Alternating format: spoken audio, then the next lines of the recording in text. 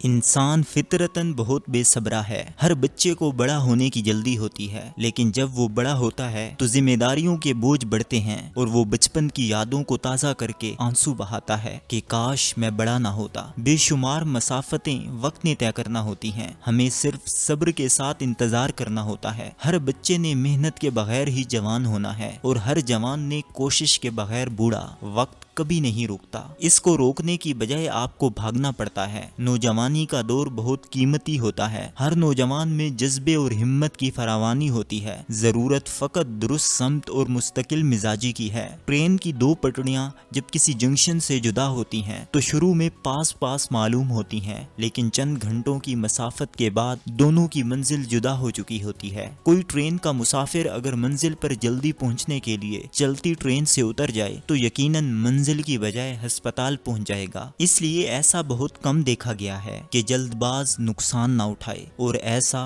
شاذ و نادر ہی ہوتا ہے کہ صبر کرنے والا کامیاب نہ ہوا ہو۔ کہتے ہیں کہ ایک مرید کو اسم اعظم حاصل کرنے کا شوق سر پر سوار ہو گیا۔ وہ اپنے پیر صاحب کے پاس گیا، پیر صاحب نے کل آنے کو کہا۔ اگلے دن اس نے وہی تقاضا کیا تو پیر صاحب نے پھر کل پر بات ڈال دی۔ اس طرح یہ ٹال مٹول خاصے دن تک چلتی رہی۔ آخر ایک دن تو مرید رو ہی پڑا۔ پیر صاحب کو بھی کچھ ترس آیا، انہوں نے کہا میرا ایک کام کر دے، اس کے بعد اسم اعظم تیرا۔ مرید نے فوراً حامی بھر لی۔ پیر صاحب نے ایک لکڑی کا بند ڈبہ دیا اور کہا اسے کھولنا نہیں، اس میں کسی کی امانت ہے۔ اس ڈبے کو فلاں علاقے میں موجود پہاڑ کے غار تک لے کر جانا ہے، وہاں میرا ایک درویش دوست قیام پذیر ہے، اس کو یہ امانت سونپ دینا۔ مرید نے ڈبہ اٹھایا اور منزل کی طرف رواں دواں ہو گیا۔ راستے میں اس کے دل میں خیال آیا کہ آخر اس ڈبے میں ہے کیا، کیوں نہ اسے کھول کر دیکھا جائے، لیکن پیر صاحب کے حکم کی پاسداری بھی رکھنی تھی، اس لیے نہ کھل سکا۔ پھر تجسس بڑھتا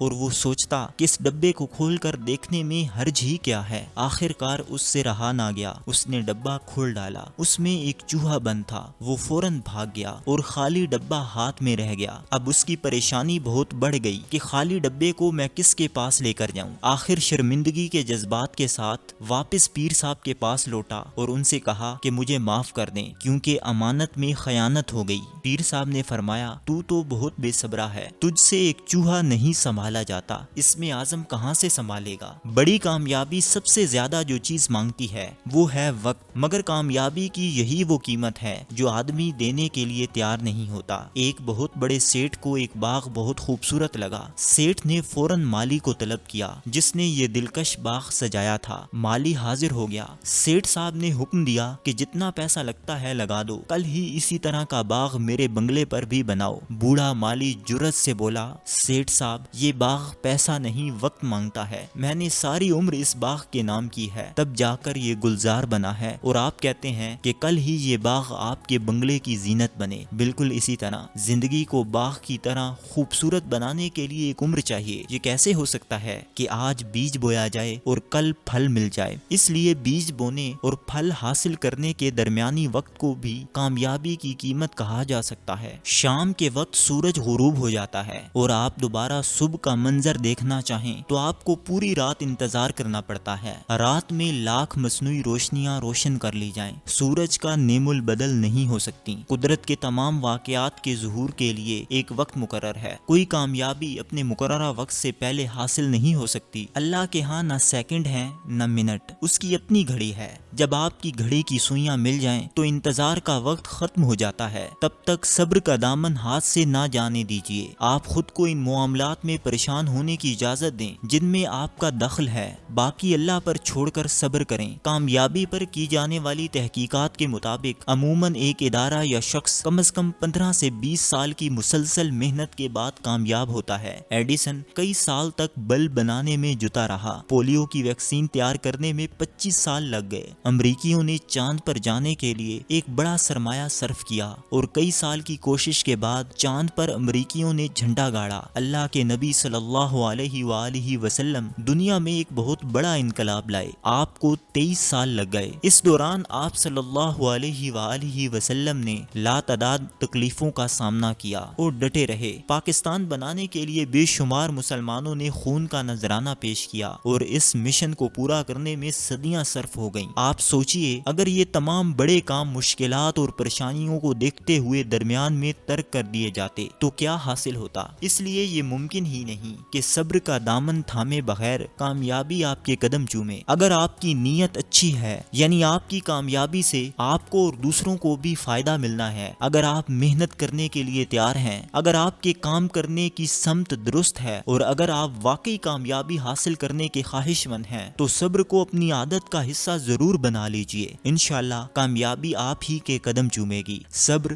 ہمت کا نتیجہ ہے، نہ کہ جسمانی قوت کا۔ شکوہ و شکایت ترک کر دینا بھی صبر کہلاتا ہے۔ مشکل پاس ہو تو بھی بیان کرنے کو دل نہ چاہنا صبر کے زمرے میں آتا ہے۔ دنیا کا کوئی دانشور ایسا نہیں جو احمقوں کے ساتھ رہ کر صبر نہ کرتا رہا ہو۔ دانائی نام ہی احمقوں کے ساتھ صبر سے گزارا کرنے کا ہے۔ جلد باز منہ کے بل گرتے ہیں۔ مالک نے سب کی روزی کا بندوبست خود کر رکھا ہے، اس لیے بے صبری کیسی؟ اس لیے کہا جاتا ہے کہ صبر بظاہر کڑوا معلوم ہوتا ہے لیکن اس کا پھل بہت میٹھا ہوتا ہے۔ بقول شاعر صبر دا پھل میٹھا ہوندا تے بے صبرا پھل کوڑا، منزل نو او پا نہیں سکدا جیڑا پہ جاندا اے سوڑا۔ یہ اقتباس قاسم علی شاہ صاحب کی کتاب کامیابی کا پیغام سے لیا گیا ہے۔